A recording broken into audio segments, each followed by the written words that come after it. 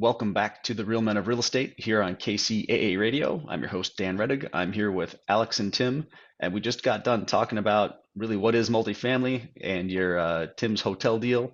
Um, so it seems like a good time to really dig into how, did your strategy start? Because I know things have changed and nothing is static. So um, how did you guys initially expect your business to look?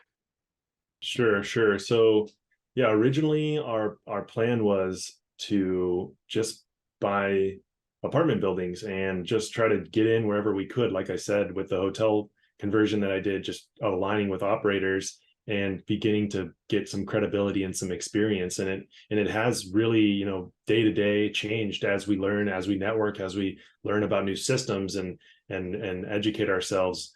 And it's an ever-changing strategy. We're always fine-tuning it to be more efficient with our time and to just always level up. But I would say that after doing the hotel conversion and all the education and connections we made through that, it Hmm. really showed us that having 5% ownership in a general partnership on a project where you're kind of compartmentalizing the work. One person's doing asset management and one person's doing raising capital. So there's a lot of people involved in these big projects, these big syndications, and you don't always get to be able to be part of every single thing, seeing it from beginning to end. So Alex and I, when we were communicating about, hey, what do we want to do next? What's our strategy to be able to really understand and how to operate multifamily and really be people who execute on business plans and make their investors money. And we decided that scaling back and doing some joint ventures, if you're not familiar with what a joint venture is, this is where a couple of investors or a couple of people come together with the same mindset and they're all active on the project and doing things, for the day-to-day process. So we decided we'd like to scale it back, purchase properties that are smaller, like between 10 and 50 units. And we changed the strategy from looking for traditional financing where you need to have, 25, 30, 35% down nowadays, especially with the way the interest rates have gone and the banks Hmm. being more risk averse. We've switched to a more creative finance strategy where we're looking for properties that are seller financed, that people that own them outright, and where we're able to negotiate debt terms and make it favorable for them and favorable for us. And we're super laser focused on this strategy and very excited about it. Are you still working with limited partners for maybe down payment or some construction funding or anything like that? So we definitely are building relationship with people that want to be limited partners at some point, but and we do see ourselves doing syndications and scaling our business because at some point when the property is $10 million and you need $3 million, usually just there's not one person or two people that brings the $1 million, a Hmm. couple million. So we definitely are building relationship with them, and there's opportunity for limited partners to invest with us at some point, maybe in the near future, maybe in a year or two, on a syndication. But for now, we really need some people that believe in real estate already, that are active and want to learn how to actually purchase and operate multifamily with us. Okay. And I'll just add to that in that, Tim and I want to do this forever. And we both knew that when we met at a Saturday class for multifamily, meeting from 9 to 2. And we kept coming back. It's like, okay, we're crazy enough to keep doing this. So, what do we really want to do? And we had a vision for how big we wanted to be. And then we started asking ourselves questions. Tony Robbins has said, who's like a de facto mentor of mine from afar, but has said that the quality of your life will often be the quality of your questions will dictate the quality of your life. So once we decided and had a vision for what we wanted to do, the question was, well, what constraints do we currently have to getting to where we want to go? And one of the most glaring ones was money. So with Yeah. that answer, we sought ways to provide value to the marketplace such that money would flow our way. If you were able to break the limiting belief that money is limited, which I had all growing up, Hmm. as broke as I did, once you have an abundance mindset, you're like, okay, so what do I have to do to then go earn that money? And for us, it was focusing on skills. And I would ask syndicators like 2,000, 3,000 assets under management or units under management. what's your biggest business challenge? And again and again and again, it would be, we don't have enough deals to present to our investors. So That that's is when, definitely not the problem I thought that you were going to say.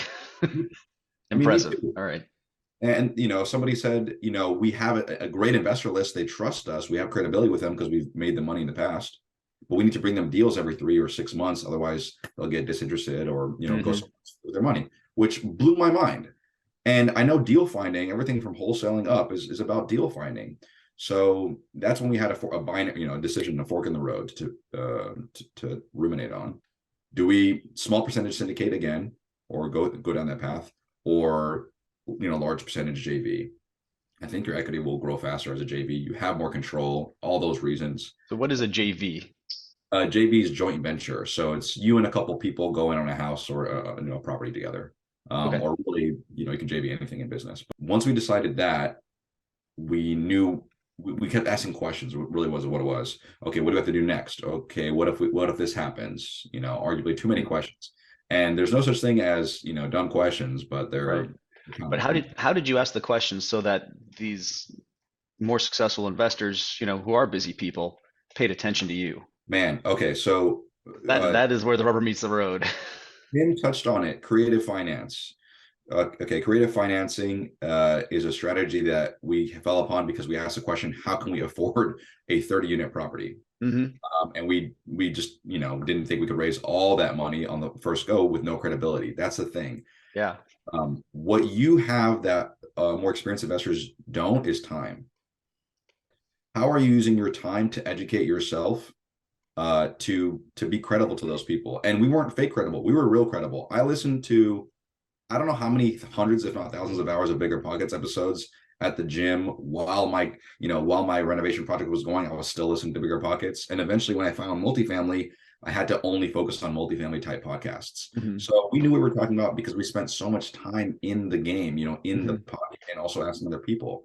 So You'd you be narrowed your focus though very, very carefully on purpose, right? To be good at just one thing. I think that's just really important to point out to the listeners. Shiny object syndrome being what it is. and it's oh man, we talk about shiny objects every day. We want short-term rentals, we want self-storage. Self-storage is crazy. Almost Yeah. no money it costs, and you just chill on cash flow. But we can get there eventually. You don't want to be if you've heard the analogy of building bridges away from islands, or an Hmm. island, you build so many bridges that never get finished. Eventually you Right. just die. So we can do it all, we just can't do it all at the same time. And I'll just say, for me, math gives me a lot of confidence. So once I understood the numbers, I could speak intelligently to other more experienced investors and ask them those questions. Plus, I come from B2B sales, which is all about understanding people's pain and business problems. So that was always a part of the business that fascinated me. Just a quick note on the math. If you can do basic arithmetic, you can do multifamily. I mean, you're copying and pasting things into an Excel sheet, which eventually a robot will be able to do for me. What will separate you is my hypothesis is your ability to make judgments, because everybody has the same profit and loss statement when you're analyzing a Right. multi deal. We all have the same T12, but the more experienced investors will know this is not quite right. This is jumping out to us. So just like if I looked at your personal life and your balance sheet, I could kind of tell where you are financially or where you're headed in your life. The same thing that is true of the story behind a rental property, whether it's a single family home or a 100-unit complex. So and I'm also paying for education. I just have to say that paying for education to get all this stuff, whether in time or in money, if you have a little bit of money to pay for it, is super helpful. So um, I don't know how much time we have. I do want to touch on creative financing real quick. Go for it. Yeah, we have time. Okay, so the benefits of creative financing is you essentially get into a deal with a much lower entry fee than you would traditional. And also, we're not bankable. We're not that bankable right now. So if we went to a bank and said, "Hey, we want to buy a 50-unit property, what can you get us?" Hmm. Or they would laugh us out because we don't have the funds. So this is where So the creative part comes in, and this is why anybody can do it. I think that's really important to say to the listeners right now. Absolutely. seriously, anybody can do it, and there's already Excel sheets online, like multifamily financial calculators that you can download or pay for. We use the Michael Blanc syndicated deal analyzer as a starting point. It's $150 on his website. Some of the best $150 I spent last year, and then we've tweaked it for our own model. But the point is, not only is creative financing beneficial because it's lower entry fee, you don't have to go through the banks, no, massive credit checks. You're working back with the seller often, if not the broker. But overall, look at the interest rate environment right now. How many deals can you buy unless you're mad wealthy and super Yep. big? You can't buy that many. So we're combining what everybody knows is valuable inherently, multifamily. We don't need to sell people why multifamily is great, with the creative financing strategy, which has a slight barrier to entry because not a lot of people know about it.